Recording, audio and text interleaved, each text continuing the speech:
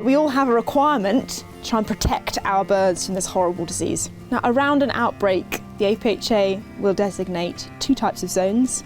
A small zone encompassing 3 kilometres that will be a protection zone, and then a larger zone of 10 kilometres which is a surveillance zone. And there's different things you have to adhere to as a poultry owner depending on which zone you are in. You have to house your birds if you are in the protection zone, so you need to protect them from wildlife and any other ways that they could become infected via either faeces or other secretions from infected birds. Now, if there's a housing order in place as well, then you need to fulfil those requirements of that housing order. So you're not actually allowed to move live birds or hatching eggs if you fall within the protection zone.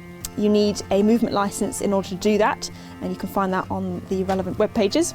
Now, you are allowed to continue to sell table eggs from your front gate, so please keep an egg diary and record the number of eggs you're going to put out on which particular date so that the APHA can follow up in their epidemiological investigations.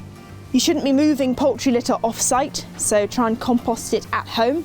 Now, in the horrible event you actually have a dead bird, then you will need to safely dispose of that bird, that carcass, and you will probably require a general licence for this, but please check the relevant websites depending on which area of the UK you're in.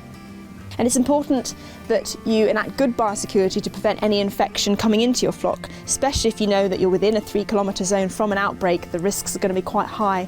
So enact good biosecurity and make sure you're using government-approved disinfection when you're doing your cleaning and disinfection, whether that's in the coop, around paths, or using foot dips as well.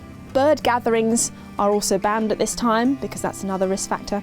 And if you're ever unsure, contact your veterinary surgeon in the first instance.